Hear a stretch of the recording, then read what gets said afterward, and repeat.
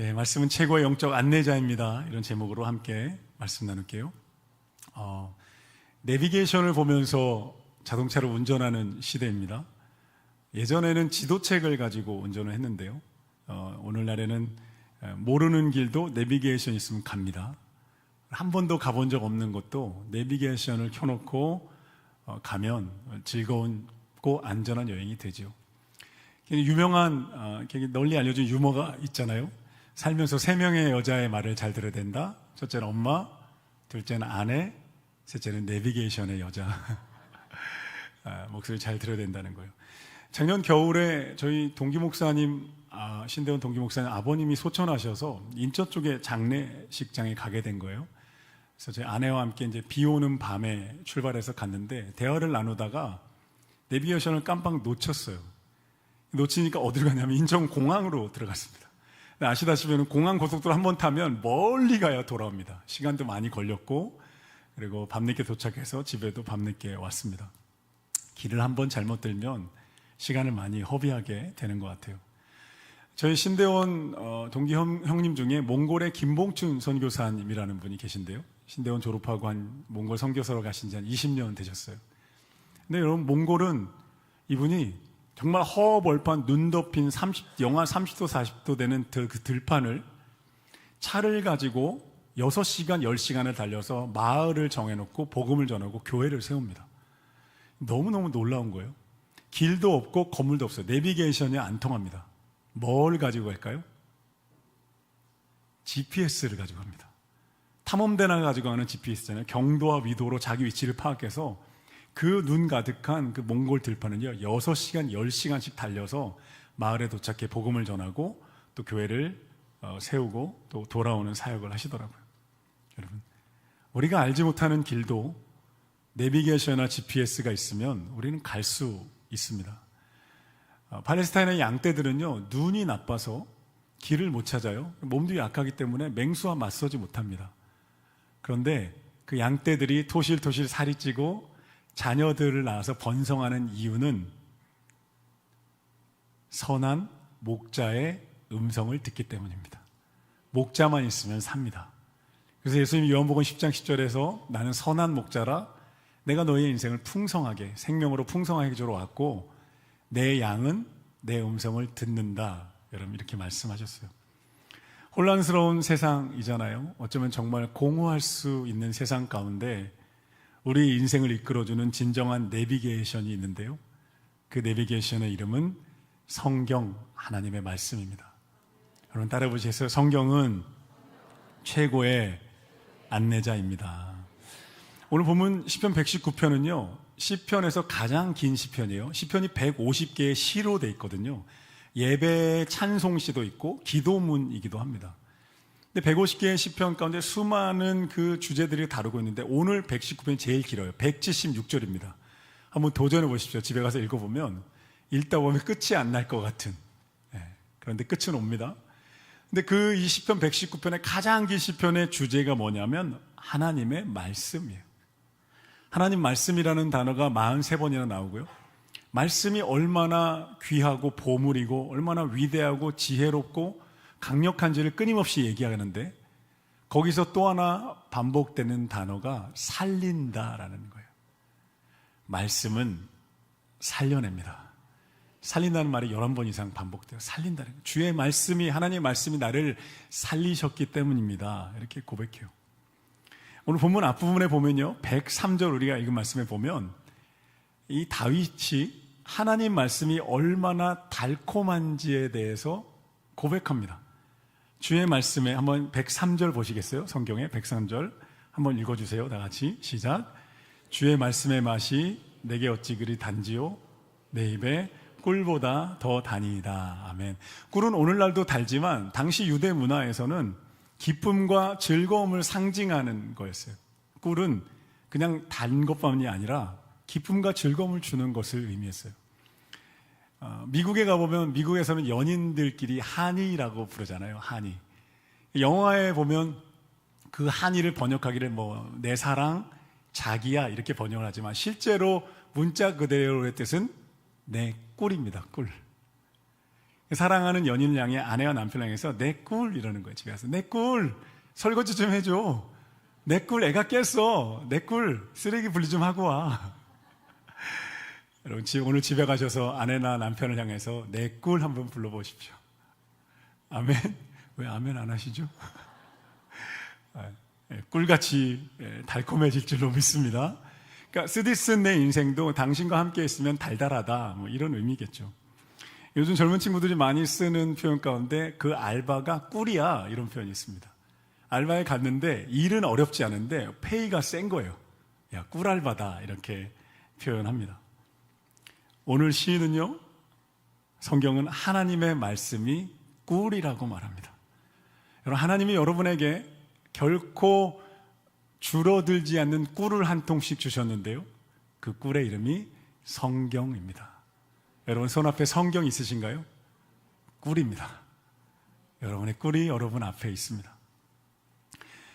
유대인들은 1300만 명밖에 안 되는데 세계의 모든 분야들을 다 장악하고 이끌고 있죠. 정치, 경제, 문화, 과학, 의료, 유대인들이 없는 것이 없고 노벨상 수상자도 30%가 유대인이 넘는다는 그런 통계도 있어요. 유대인 자녀들을 길러내는 비결 가운데 하나가 교육인데요, 교육의 중심에 하나님의 말씀이 있습니다. 그래서 유대인들은요, 아이들이 철이 들면 성경을 가져와서 가죽으로 된 성경에 꿀을 진짜로 꿀을 발라서 아이들에게 이 꿀을 핥아 먹게 한다는 거예요. 그리고 가르쳐 준다는 거예요. 너는 평생에 성경을 꿀송이처럼 생각하며 살아야 한다. 가르쳐 준다는 거예요. 사랑하는 성도들은 자녀들에게 하나님을 유산으로 물려주셔야 합니다. 세상 모든 것 다 사라집니다. 다 배반합니다.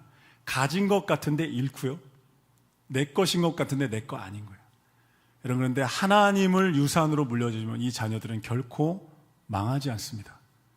하나님을 꿀처럼 보물처럼 여기는 자녀들로 양육할 수 있게 되기를 예수님의 이름으로 축복합니다.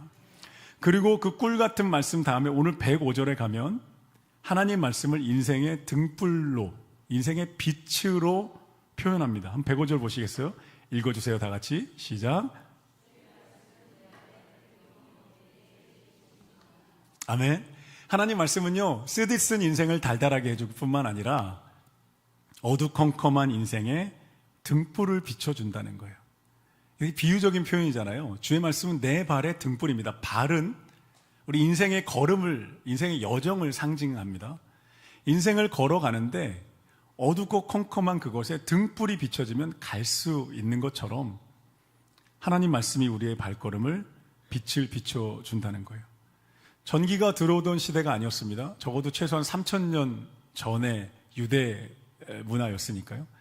조그만 호롱불이나 등불을 켜놓는 거예요. 그러면 팔레스타인의 광야의 사막이나 돌이나 구덩이에 빠지지 않고 안전하게 오갈 수도 있고, 또 맹수가 다가올 때 그 불빛을 보면서 접근하지 못하는 보호의 역할도 합니다.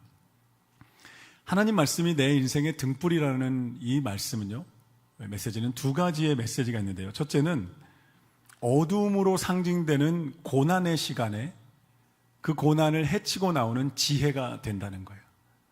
여러분, 고난은 힘든 것이고 그 어려운 시간을 우리가 겪어야 됩니다. 그런데 성경은요, 고난 가운데 반드시 하나님의 목적이 있다고 말씀합니다. 목적을 발견하면 그 고난은 끝나는 거예요. 통과하게 되는 거죠. 근데 그 통과하는 시간에 우리를 붙잡아주는 지혜와 힘이 어디에 있는가? 하나님 말씀에 있다는 거예요. 두 번째 메시지는요, 선과 악이 혼돈에 빠진 이 세상 가운데 진리와 비진리를 분별하고 거짓과 진실을 분별할 수 있는, 참된 인생이 무엇인지를 분별할 수 있는 빛이 되는 것이 하나님의 말씀이라는 거예요. 그래서 종교개혁자 칼빈은 이렇게 말했습니다. 이 말씀의 빛을 따라 살지 않는 인생은 결국 어둠 속에서 방황하는 비참한 삶이 됩니다. 그런데 말씀의 빛이 비추기 시작하면 우리는 온전한 삶을 걸어갈 수 있게 됩니다. 할렐루야. 말씀이 등불이라는 거예요. 그리고 말씀이 우리의 삶을 안내하고 인도해 갑니다. 열왕기상 19장에 가보면요, 엘리야 선지자가 아합과 이세벨이라는 정말 우상숭배에 쩔어있던 왕과 왕비와 싸워서 이기는데 산에서 내려오니까 나라가 안 변하는 거예요. 계속 우상숭배가 가득한 거예요. 그걸 보고 엘리야가 완전히 탈진합니다. 정말 열심히 살았는데, 열심히 기도하고 하나님의 일을 감당했는데 너무너무 힘든 거예요. 그래서 광야 길에 들어가서 로뎀나무 아래 누워요. 누워서 하나님, 정말 더 이상 못하겠습니다. 너무너무 지쳤습니다. 이제 저를 데려가십시오. 이렇게 하나님께 호소해요. 근데 하나님이 엘리야에게 천사를 보내서 물과 떡을 먹이세요. 그리고 재우세요. 이 장면이 되게 낭만적이고 따뜻합니다. 여러분, 하나님은요, 우리를 나무라지 않고 쉬게 하시는 분인 줄로 믿습니다. 쉬라는 거예요.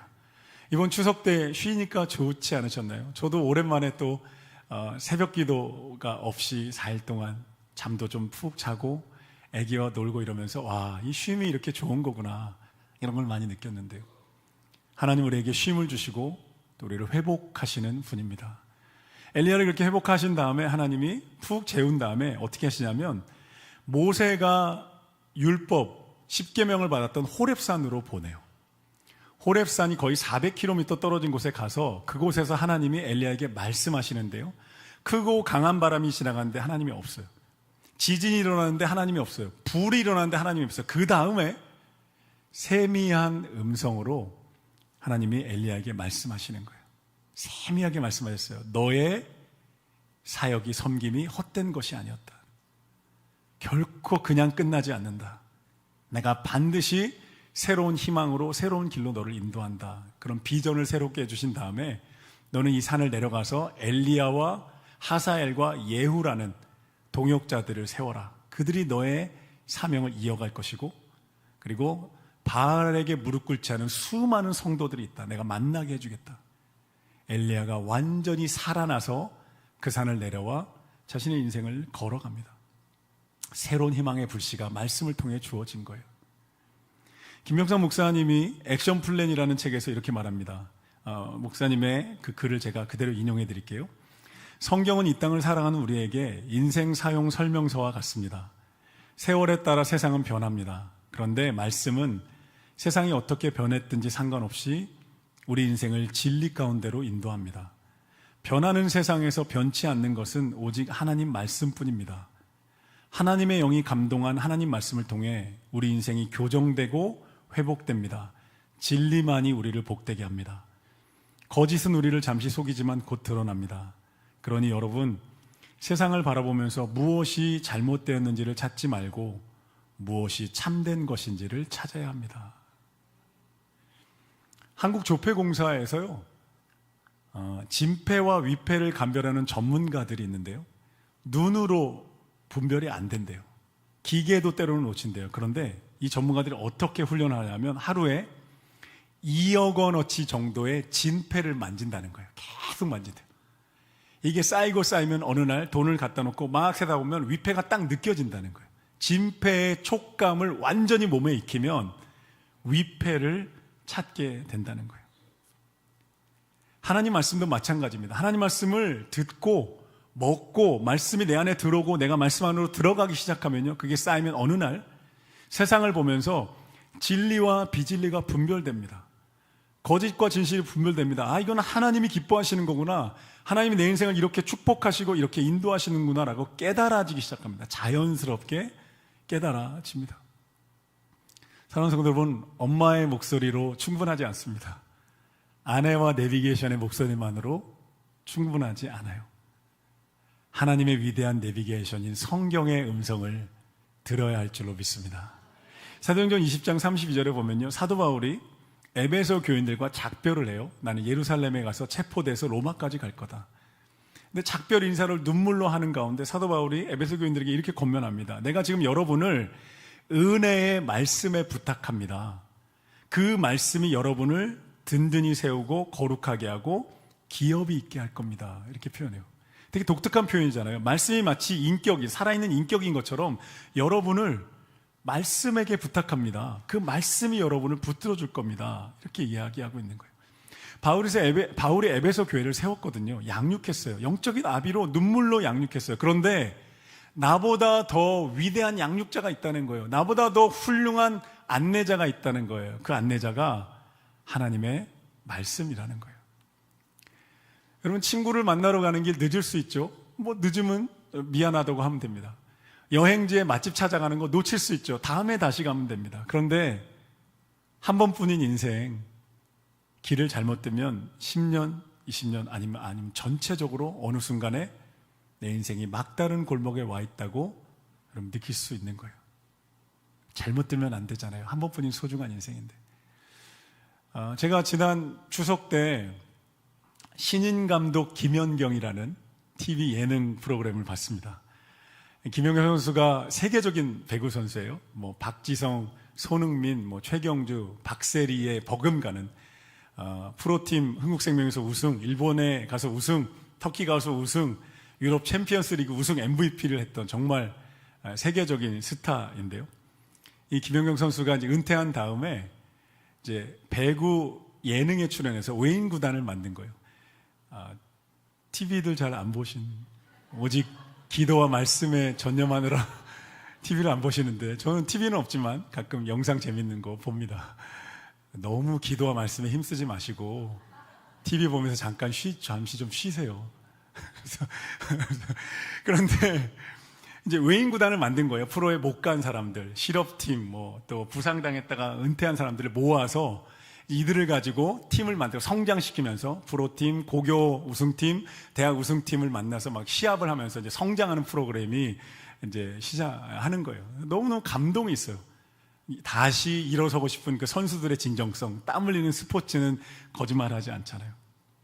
여러분, 그런데 김연경 선수가 중학교 때까지 키가 작아서 후보였다는 거 아십니까? 후보 선수였어요. 경기를 못 뛴 거예요. 근데 중학교 때 그 팀은 잘했대요. 잘해서 좋은 배구 최고 명문 고등학교에서 스카우트가 왔고 자기는 친구들한테 패키지로 가게 된 거예요. 김연경 선수가 감독님한테 가서 얘기했대요. 저는 경기를 뛰고 싶으니까 거기 안 가고 그냥 중하위권 고등학교 가서 경기를 뛰고 싶어요. 이렇게 얘기했는데 감독님이 아니다, 너 할 수 있다. 최고의 명문팀에 가서 너가 후보일지라도 땀 흘리면서 연습하고 성장할 수 있어 라고 그의 길을 안내해 준 거예요. 그 명문고등학교에 가서 1년 동안 고1 내내 피땀 흘리며 연습과 훈련을 했고 2학년 때부터 주전을 꿰차고 그때부터 김연경의 시대가 시작됩니다. 제가 이 예능을 보면서 그 감독님이 딱 길을 안내했던 그 한순간이 김연경 인생의 정말 절대절명의 순간이었겠다. 그 순간이 없었다면 오늘의 김연경은 없었을 수도 있겠다. 중하위권에서 뭐 경기는 뛰었겠죠. 그래서 성장은 더뎠을 거예요. 근데 최상위 학교에서 정말 최상위 선수들과 훈련하면서 잠재력이 터져 나오게 된 거죠. 인생을 살면서 결정을 내려야 하는 순간이 있습니다. 그 결정을 내릴 때 내 옆에 누가 있느냐가 내 인생을 결정합니다. 어떤 안내와 어떤 좋은 자를 만나느냐. 그래서요, 진실되고 지혜로운 신앙 깊은 좋은 자를 만나는 것만큼 인생에 좋은 축복은 없습니다. 그리고 우리에게는 최고의 안내자인 하나님의 말씀이 있죠. 제가 코로나 시절에, 코로나 바로 직전에 청년들과 함께 교회를 개척했어요. 청년들 한 3명과 함께 대학로 카페에 가서 실험적인, 그리고 젊은 세대를 위한 교회를 해보자 뛰어들었는데 곧바로 코로나가 왔죠. 5년 동안 정말 열심히 섬겼습니다. 청년들 만나고 양육하고, 그리고 그들과 함께 작은 공동체를 세웠는데 코로나 끝나고 한 1년쯤 지났는데 제가 나이가 많아져 버린 거예요. 50대 초반으로. 한계가 온 거예요. 내 청년들하고 함께 하기에는 이제 좀 한계가 온 것 같다. 그래서 이제 하나님께 기도했어요. 근데 기도하는 가운데 하나님이 교회 문을 닫으라고 하시는 거예요. 그래서 청년들과 함께 눈물로 헤어지면서 교회 문을 닫았어요. 아무것도 못 하겠더라고요. 한 달을 정말 눈물이 나고 정말 눈물로 기도한 5년이었거든요. 정말 하나님께 간절하게 기도하고 한 명 한 명을 정말 진실되게 만나서 교제하고 양육했던 시간이었는데 아무것도 못 하겠더라고요. 그래서 그냥 산책하고 말씀 조금 큐티하고 그때 읽었던 책들이 이제 뭐 여기까지 잘 왔다, 이런 수필들, 나이 마흔에 발견하는 것들, 이런 위로가 되는 수필들을 읽었어요. 그렇게 한 달 정도 마음을 좀 추스르니까 힘이 생겼어요. 그래서 어느 날 기도하는데 하나님이 저렇게 이렇게 말씀하시는 거예요. 성민아, 너는 어떤 교회에서 사역하고 싶니? 이렇게 물어보시는 거예요. 제가 저희 사모랑 이 성령의 감동을 나눈 다음에 이 의논하기 시작했어요.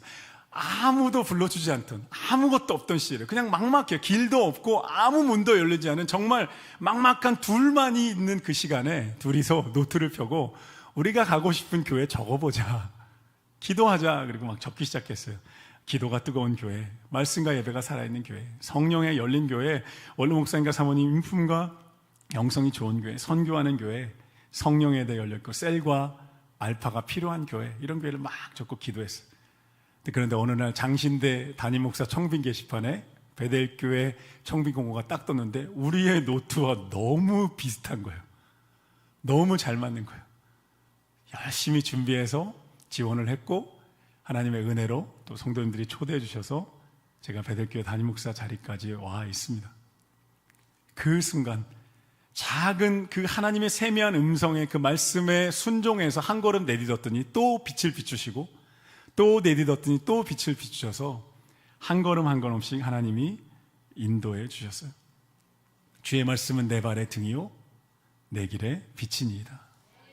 아멘.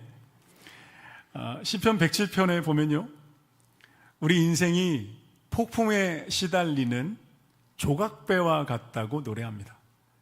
인생의 항해 가운데 풍랑이 일어난다는 거예요. 파도가, 집채만한 파도가 나를 덮쳐온다는 거예요. 누구도 이 항해가 쉽지 않고 누구도 풍랑을 피해가지 못합니다. 살아가면서 이런 경험을 하지 않는 사람은 아마 한 명도 없을 거예요. 풍랑이 쳐오고 파도가 쳐옵니다. 어떻게 하면 인생이라는 항해를 잘 마칠 수 있을까요? 어떻게 하면 인생이라는 항해를 잘 마칠 뿐만 아니라 정말 의미 있게, 가치 있게 잘 살았다고 하나님이 칭찬하시는 인생으로 우리가 마칠 수 있을까요? 시편 107편에서 20절에 가보면 우리에게 이렇게 말씀합니다. 하나님이 그의 말씀을 보내어 그들을 고치시고 위험한 상황에서 건져내신다. 할렐루야. 말씀을 보내신다는 거예요. 우리 인생의 배가 바람을 만나고 파도를 만나고 풍랑을 만나고 흔들릴 때에 하나님이 말씀을 보내신다는 거예요. 말씀을 들려주신다는 거예요. 말씀이 들어오게 하셔서 붙드신다는 거예요. 할렐루야. 흔들리지 않게 이 항해를 마칠 수 있도록 붙들어 주시는 최고의 안내자와 보호자가 있는데 그 보호자의 이름이 성경, 하나님의 말씀입니다. 여러분, 우리는 살면서 참 많은 소리를 들으며 살아갑니다. 수많은 이야기가 들려옵니다. 그런데요, 하나님의 음성이 크게 들릴 때 우리 인생은 달라질 수 있습니다. 하나님의 음성이 들려야 되는 거예요. 사랑하는 성도 여러분, 말씀이 여러분에게 들리시기를 축복합니다. 말씀이 들어올 수 있게 되기를 축복합니다. 한 가지 예언만 말씀드리고 설교 마무리할게요. 주안감리교회라는 곳에 가면 성경 박물관이 있습니다. 성서 박물관이. 우리나라 선교 초기에 고대 성경으로부터 성도들이 필사한, 가족들이 필사한 성경들이 가득 전시되어 있는데요, 그 중에 성경 한 권이 인천에 사는 어떤 경찰 성도님이 죽음을 앞두고 손으로 필사한 성경책입니다. 이 경찰인 성도님이 어느 날 병원에 갔다가 시한부 암 선고를 받은 거예요. 죽음을 앞두고 있는데, 내가 죽으면 우리 아이들은 어떻게 하지? 내 아내는 어떻게 하지? 너무 마음이 아픈 가운데 뭘 남겨줄 수 있을까 생각하다가 손으로 성경을 써서 아이들에게 물려줘야 되겠다. 그러면 아이들이 이 성경을 귀하게 여기겠지. 그리고 그날부터 성경을 직접 쓰기 시작했어요. 하나님, 이 성경이 내가 죽은 후에 우리 아이들의 보호자가 되게 해주십시오. 하나님, 이 성경이 내가 죽은 후에, 내가 없을 때에도 우리 아이들의 위로자가 되게 해주시고 이 말씀으로 우리 아이들을 붙들어 주십시오. 눈물로 기도하면서 성경을 하나하나 다 쓰기 시작했어요. 그러다가 어느 날 문득 생각해 보니까 의사가 말한 시한부 시간을 지나 있는 거예요. 살아있는 거예요. 병원에 갔더니 몸에 있는 암세포가 다 완전히 사라져서 치료됐다는 진단을 받았습니다. 아멘. 이분이 암 치료받은 거 싫으세요?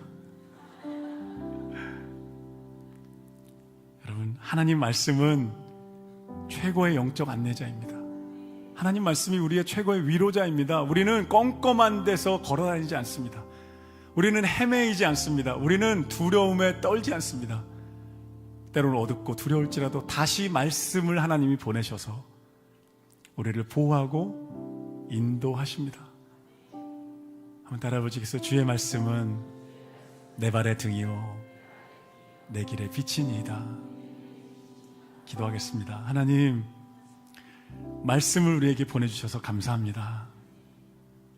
내 삶에 들어온 주님의 말씀이 살아 움직이게 하여 주시고 치유하고 위로하고 보호하게 하여 주시고 우리 모든 성도들의 삶을 가정을 인도하여 주시옵소서. 내 삶의 최고의 영적 안내자인 성경을 붙들고 풍랑치는 인생을 돌파하고 마침내 소망의 항구에 도착하게 하실 하나님을 찬양합니다. 예수님의 이름으로 기도합니다.